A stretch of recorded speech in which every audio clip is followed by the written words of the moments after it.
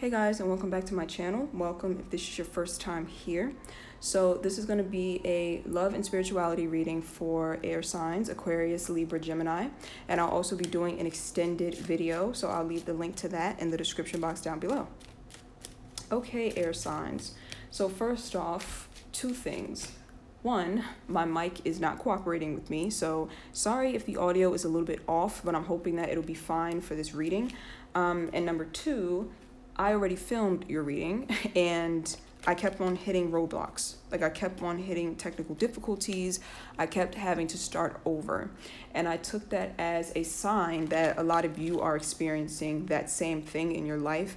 Like you feel like every time you take a couple steps forward, you get knocked right back. You feel like you just keep getting these very difficult burdens or obstacles placed in front of you. And it's like you're trying to stay positive, you're trying to pick yourself up and keep going, but it's getting harder and harder to do that with each burden or with each blockage that happens or with each hardship that happens. It's like it's harder and harder for you to stay positive and to believe that things are going to get better. I'm hearing that for a lot of you, this was a repetitive cycle for the past couple of years. Like for some of you, it may not have been that long, but I'm definitely picking up years for some of you where you've just been hitting, like I said, these roadblocks, these obstacles, and the tests and the challenges just keep getting harder and harder. But the good news is that I'm hearing that this energy is about to lift off of you. Like it seems like you've been through the worst of the worst, and now you're being released or freed from that energy, but some of you don't trust it. Some of you don't trust that the worst is over. You're still like bracing yourself and preparing yourself for more hardships because in the past, it seems like every time you got a break, like every time things seem to be, going well, you would just end up getting knocked right back down. So at this point, it's almost like you're not believing that the worst is over. You're still bracing and preparing yourself for more bad things to come. But I'm not feeling like more bad things are going to come.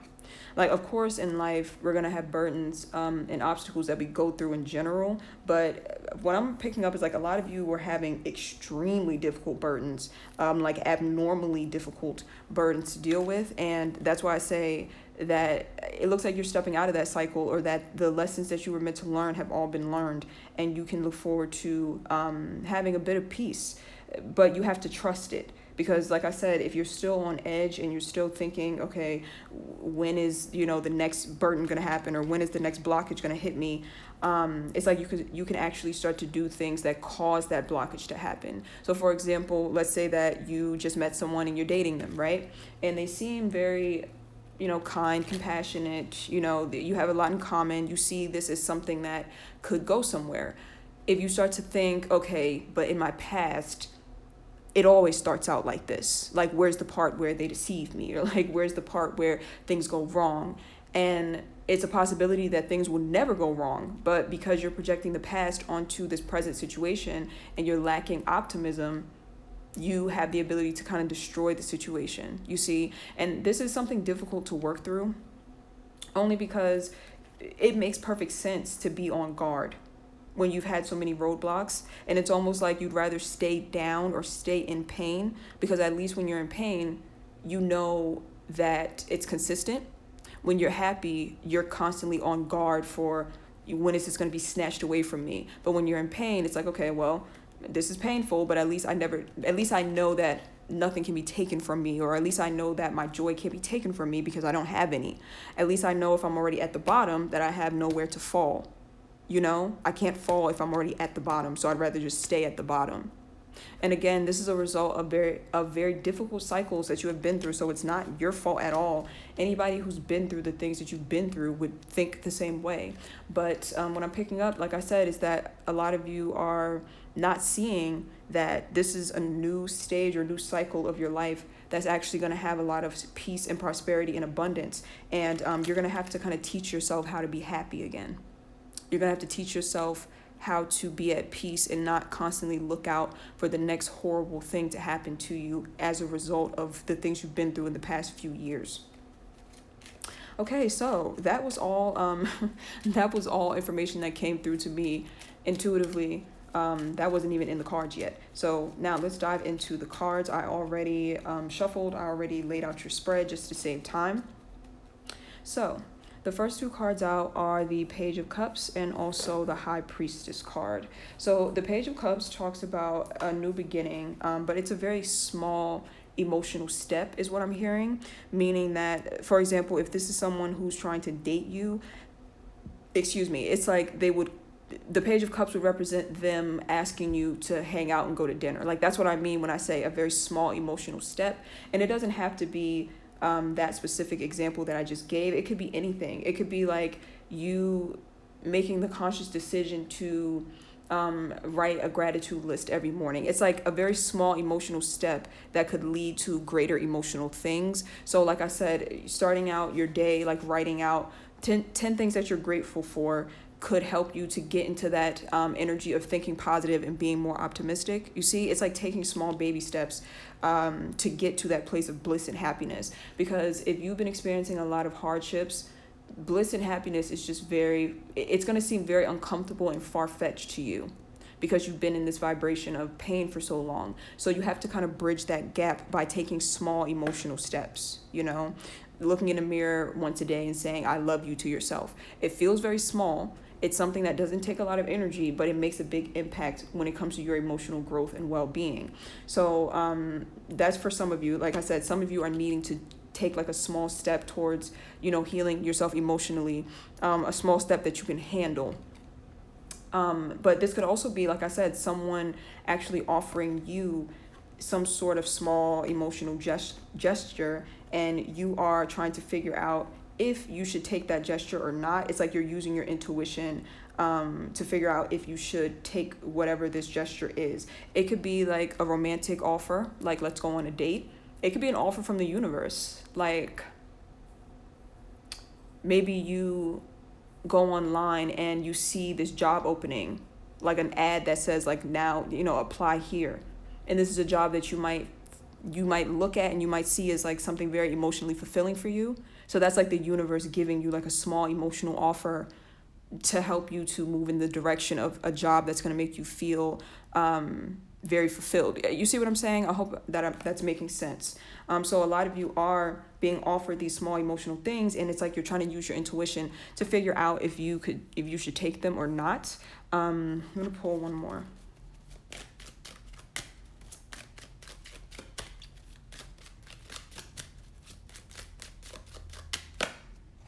Lover's card. Yeah, for some of you, this is definitely love.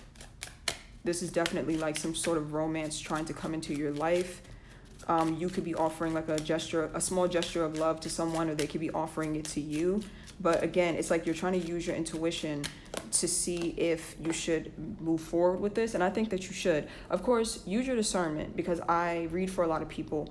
But for a lot of you, I'm picking up that you should. That if you take the fearful way out, you're going to end up regretting it. So it's worth it to at least try, or to at least try to explore it.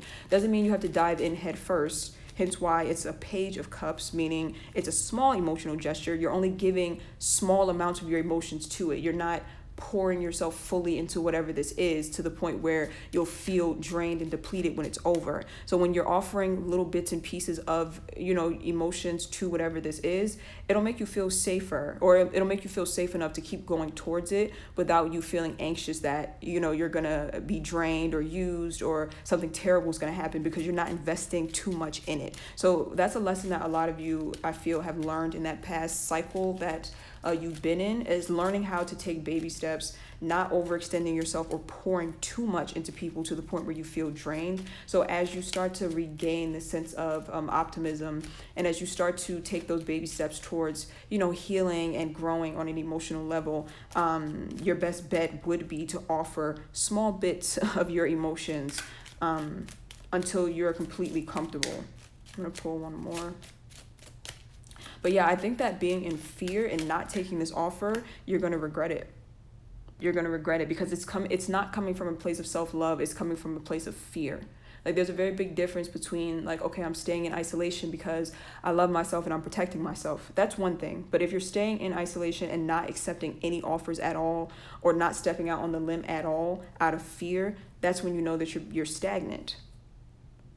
So whenever you make these decisions, just think, are you doing it out of love, self-love, or out of fear?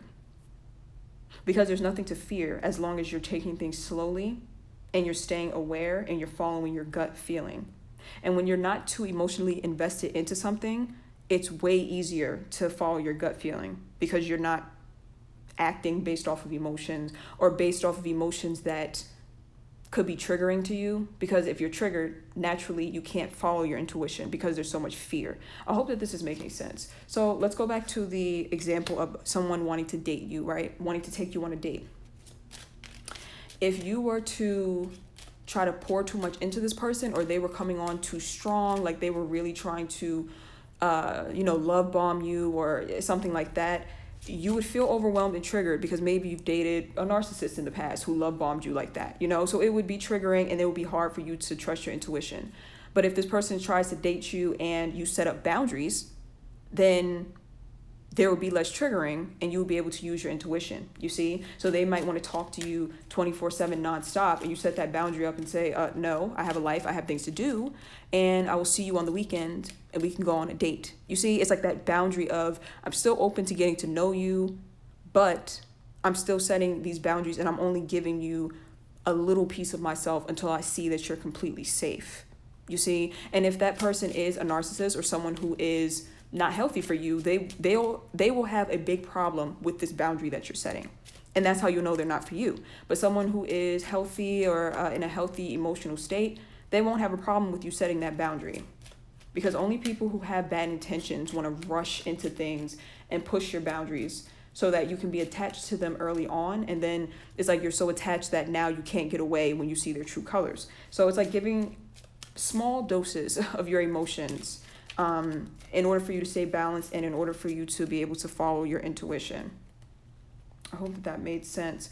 So the next two cards out are the Queen of Rods and we have the Page of Pentacles. So the Queen of Rods being here lets me know that a lot of you are currently in the energy of trying to build your self-confidence or your self-esteem, which is a good thing. And if you're not doing that, you're being advised to do that.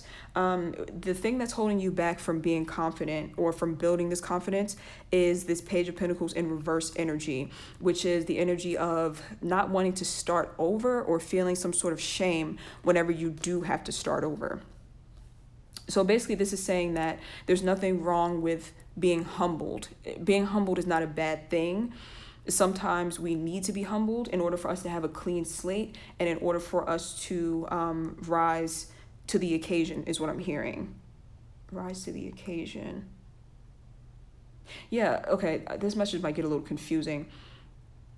I'm gonna clarify. 1 second.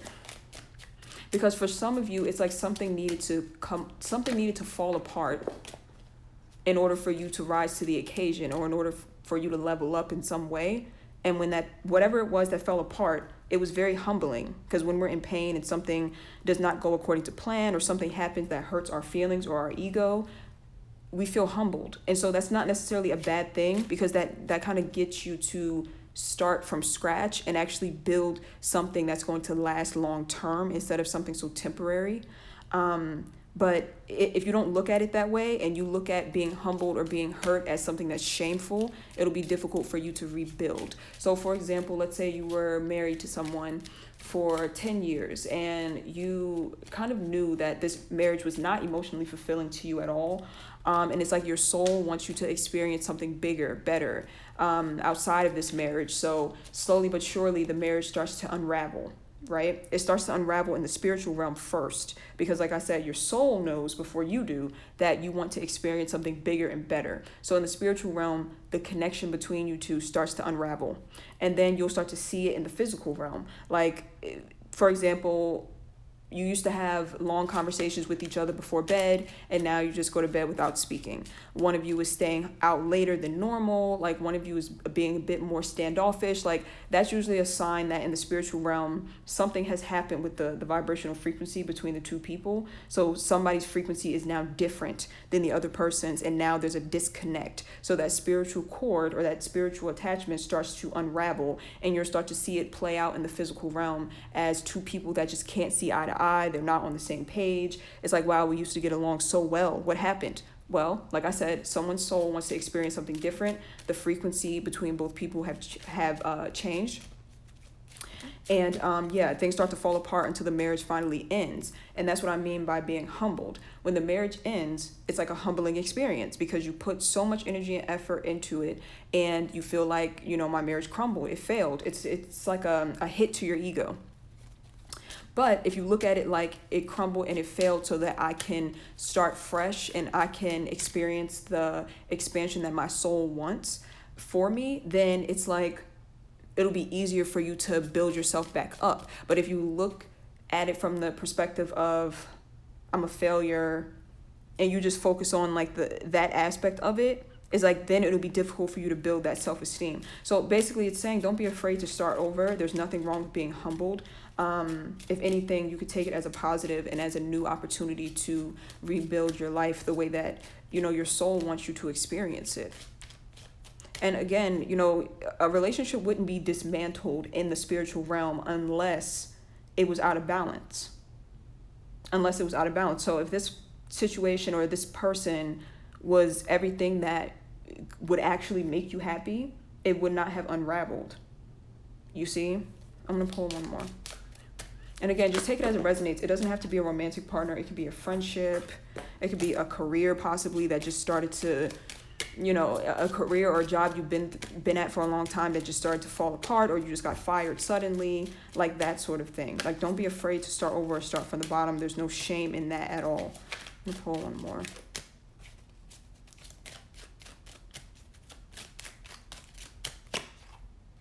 Courthouse in the reverse. Great fortune. Yeah, so the courthouse card talks about indecision, like not being very decisive. So for some of you who you're having a new start or a new beginning, like you've experienced that humbling ending, it's like you could be really indecisive, or you were very indecisive in the past. So it's like the universe decided for you. I know a lot of you are not going to want to hear that, especially Aquarians. Yeah, it's almost like the universe decided for you because you couldn't decide. So something came in that decided for you. But it's like you're going to experience great fortune from this. So you may feel like a choice or a decision was out of your hands, or you might feel like just in general, the way your life has been going, it's kind of like everything's always out of my hands. Like, I don't understand. And that's because there's, like I said, there's this indecisive energy that's here, and the universe comes in to help you decide, but it ends in great fortune. Let me pull one more.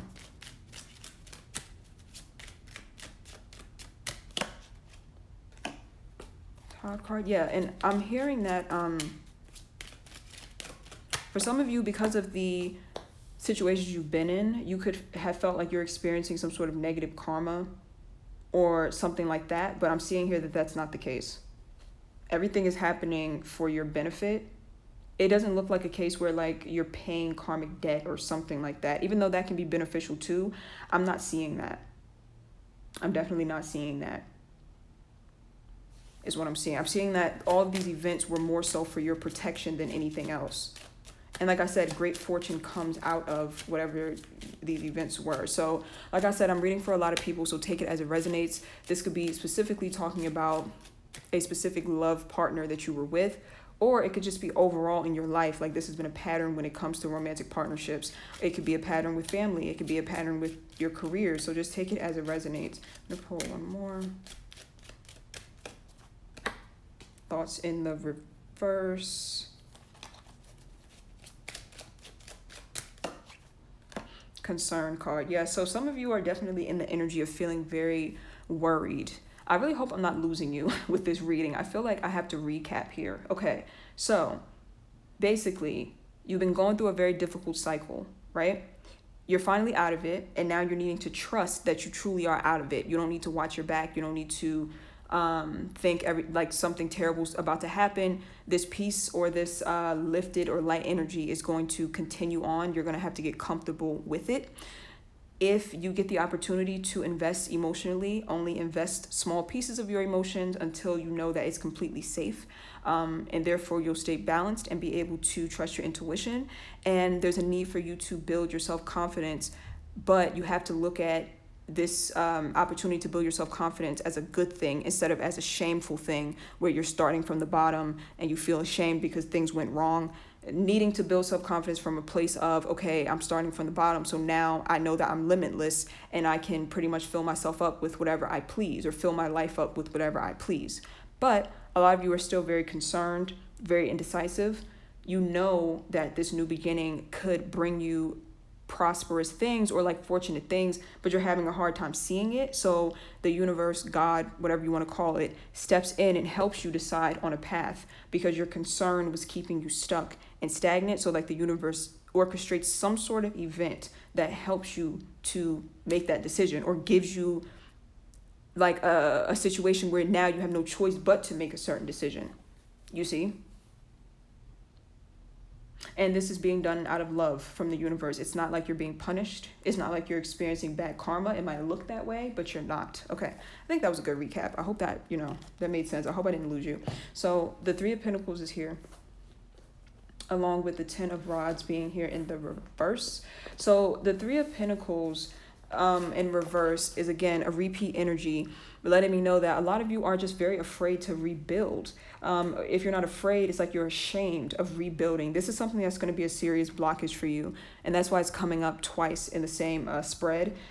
This not wanting to rebuild because of the shame of starting over. Like, there's a need for you to really shed that shame by looking at this situation from a different perspective, because when you're in that shame, there's no way you're going to be able to there's no way you'll be able to rebuild. There's no way. You'll just continuously fixate on the past. That's usually a thing that we do when we're ashamed of something we've done. We'll fixate on it and it'll play in our minds over and over, and we'll experience the same emotions that we had when that situation was falling apart. So this could be a breakup from 2 years ago, and because you're still ashamed of the way things went, you could still be replaying it in your head, and every day it feels like you're experiencing that breakup over and over because of the fact that you're reliving it vividly in your mind.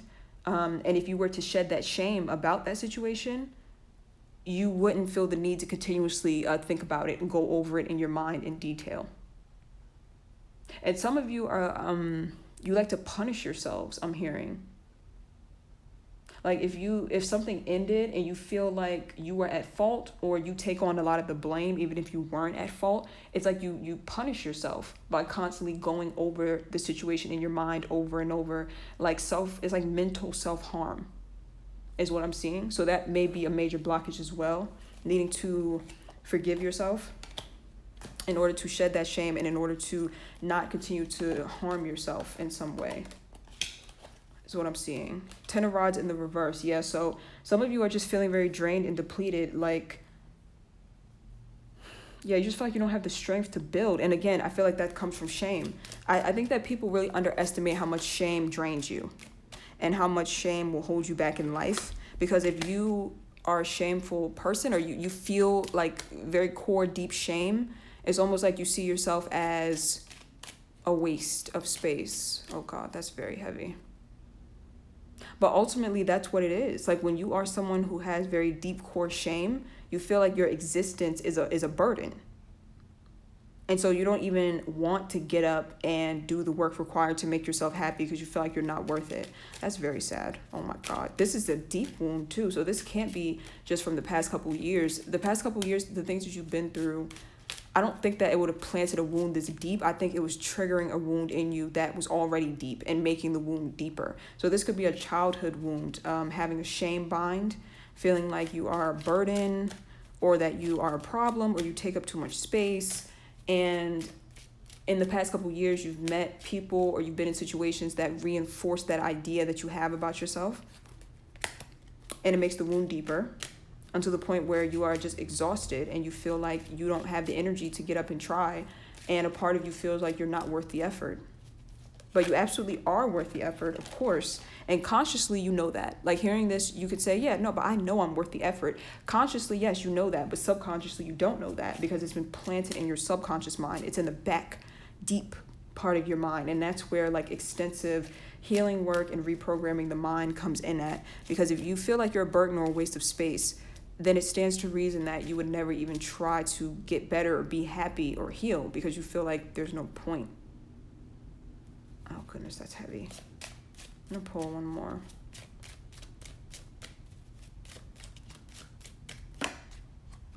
Unexpected income. Yeah, but the universe is going to bring in something to you that is going to shock you and surprise you, and it's going to be something very prosperous for you, without a doubt.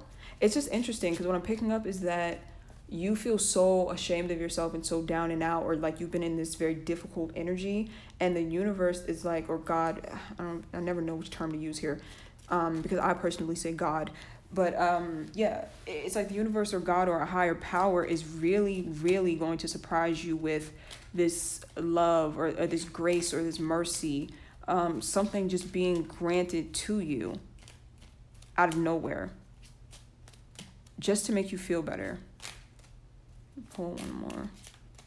And I think that'll be very beneficial for you, because when you have a shame bind, or if you feel like a burden, or you're just really down and out, you could really just feel like you don't deserve anything good. And for whatever you do think you deserve, you think you have to like overextend yourself and damn near kill yourself to get it.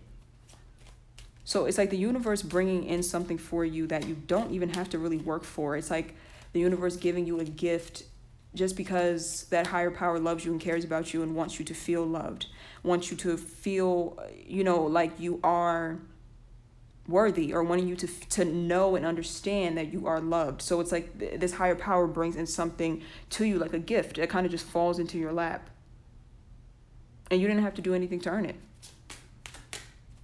Let me pull one more.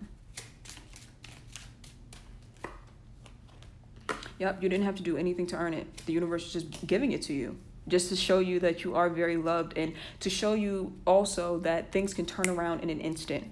Like, this is the way the universe is going to show you this, because you've been stuck in a very negative thought process, and it's like something's going to happen that's basically going to restore your faith in the fact that things can turn around overnight. You might think, oh, I'll never get out of this, and then boom, things turn around literally overnight, just to prove that that can happen, even when your path feels blocked. That's what I'm saying. All right, I'm going to pull cards for the outside energy. Outside energy is someone or a situation that is impacting you or affecting you the most. So let's see what's going on here. This will just get a closer, more in-depth look at whose energy is affecting you the most and what you can do about it. All right, so let's get this outside energy for you and another person. Two of Pentacles. Ooh, okay, cards flew right out. Five of Rods. Oh, goodness. Yeah, their cards flew out. So I'm tapped into their energy very strongly. You're coming up as the Two of Pentacles in relation to this other person, and the Devil, and the Magician. Wow, okay. So, Two of Pentacles, again, being indecisive. I think this person or this situation, take it as it resonates. It could be a family member, it could be friends, it could be a career. So just take it as it resonates. This is just the energy outside of you that's impacting you. So when it comes to this person, they put you in the headspace of Two of Pentacles, meaning that you are very indecisive about them. They are not giving you the stability that you crave or that you need. So it's like you're very indecisive. You're back and forth. Some days you're like, maybe this can work. Some days it's like, no, this can't work. You're in between destruction and creation. Those are your two energies. Wow. That's the energy. Like, I'm trying to figure out the best way to explain this, because the message is like amazing in my mind right now, and I'm trying to like articulate it the right way. The energy that you're balancing between is creation and destruction. So you have the ability to destroy yourself through this situation with this person, or you have the ability to create something beautiful out of it. And you're oscillating between the two. I really hope that makes sense. I really hope that makes sense. I'm going to pull one more. I'm trying to get more specific, but that's what I'm hearing. Creation and destruction. This situation has the ability, depending on your decision and depending on the way that you choose to see the situation, this has the ability to either destroy you or build you up to be the strongest you've ever been. Let me pull one more.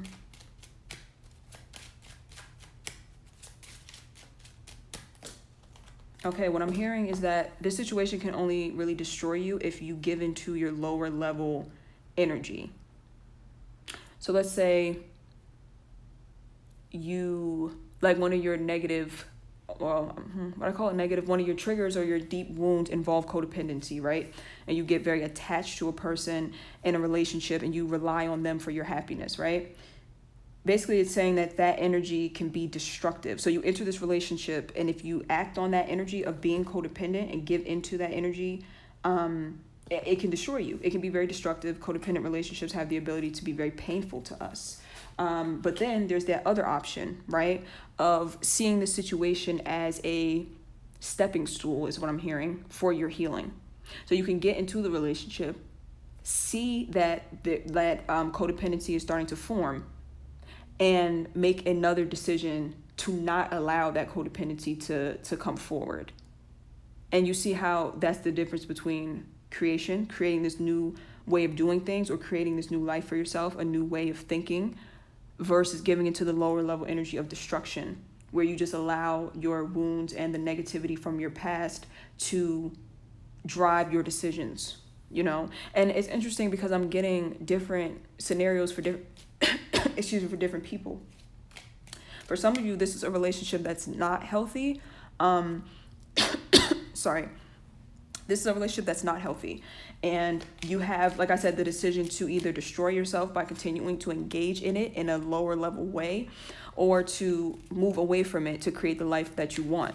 But for some of you, it's not, the relationship actually isn't unhealthy or toxic. It's a relationship that just has issues because you may need to make different decisions than you've made in the past. So let's say you're dating someone that's actually healthy for you, right? But you're used to dating people who mistreat you. You have two decisions now. You can destroy the relationship through self-sabotage because in the past you've been mistreated so much that you feel like you're not worth this healthy love. Or you can choose to create a beautiful life for yourself by doing the healing work, reprogramming your mind, putting in the effort into this connection, and understanding that you are worthy of it, and creating this beautiful new connection. But not just that, creating a different mindset of I am worthy and deserving of this love. You see? So creation and destruction, two different paths. Wow. So let's go to their end. 5 of Rods, 4 of Swords, the Hermit card in reverse. So whoever this other person is, with the 5 of Rods being here, they're experiencing a lot of inner conflict when it comes to you, or when it comes to the connection. 4 of Swords is here, so they're definitely not at peace. They are in the Hermit energy as well. So this is like the running energy is what I feel, like someone who kind of disappears and goes into isolation, but they're not in isolation to reflect on, what's been done or to try to learn and grow. They're in isolation to run from whatever the issues are. But they can't run from it because no matter where they go, there they are. Like, their issues are internal, they're mental. So no matter how far they run, they're stuck with those same issues. So this person is experiencing a lot of inner conflict, whoever this person may be. Let me pull one more.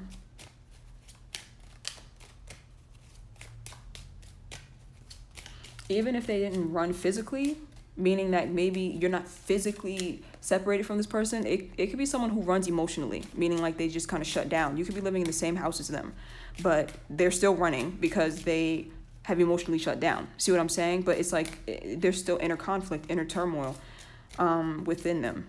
Let me pull one more.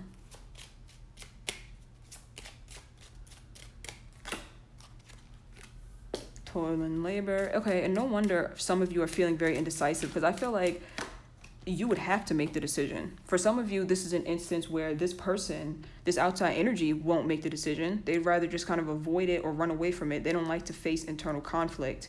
It's like you have the ability to make the decisions now, which is a good thing, because I'm hearing that this is a spiritual lesson for some of you, dealing with people who are avoidant, meaning they run away emotionally or physically. And now it's like you have the opportunity to make a decision that will benefit your life. Because for so much of your life, it seems like people have been controlling it, meaning that their decisions pretty much play a role in what you're going to do next. Like, if you have been dating people in the past who are very standoffish, it's like you're kind of in limbo, just kind of waiting for them to decide if they love you or not, instead of like picking up your stuff and just leaving. You know, it's like for a long time, other people may have had control over your emotions or over your decisions. You felt like life was just happening to you. Like you've never been the person who actually walked away from someone. It's like you had to always wait for them to walk away from you, like things like that. That may be a spiritual lesson here, because this person or whoever this outside energy is, it's like they're not going to make any decisions. It's like they're going to run and try their best to not face that inner conflict. And then it's like you're left with the decision, like, okay, this person is not going to make a decision about, you know, what's going to happen with us. So now I have to make it, which is going to be something very empowering for you. And I feel like that goes for those of you who have been in some sort of unhealthy or toxic dynamic. For those of you who are in the other scenario where maybe you're with someone who, you know, they're not necessarily a toxic connection, but you are still struggling with toxic energy from your past and it's hard for you to find your footing. I feel like in this case, this person may start to show signs of being imbalanced themselves. So be careful of this, is what I'm hearing. Because they can start to show signs of being imbalanced. And you can start to think, oh, wow, this is just like other people from my past. When in reality, they're showing imbalance because they can sense that you're indecisive. So this could be like I said, a perfectly normal person who really has feelings for you. And because things have gone on in your past and you feel like you're struggling with it, like, should I go for it? Should I trust it? Should I not? It's almost like they can sense the indecisiveness, or you could be kind of hot and cold with them.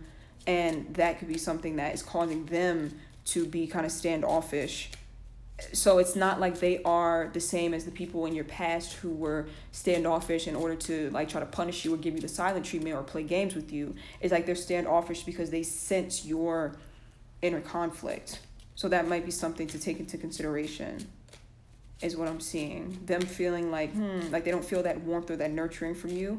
So they start to kind of retreat just a little bit. And like I said, don't take that as, oh, this person is playing the same games my ex used to play. That's not the case.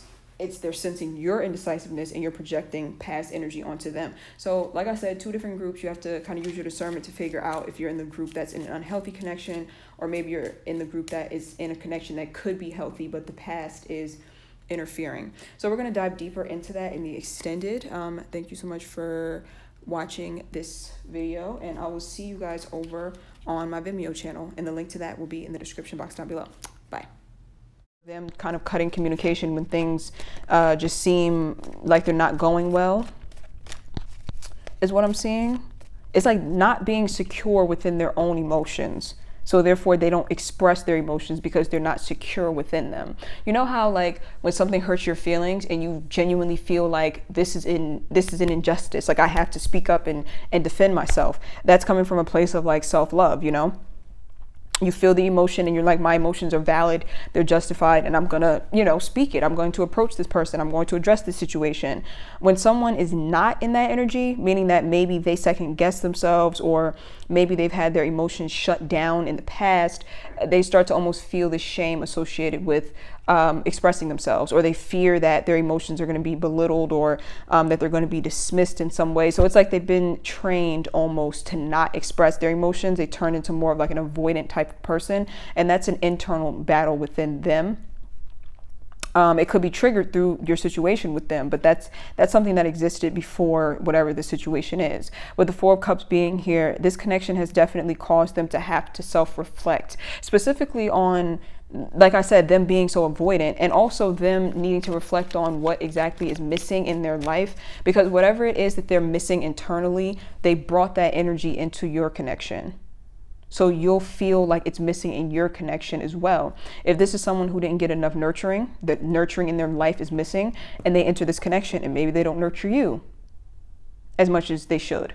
You see, it's like something missing within them that they bring into the connection, and it's missing within your connection now.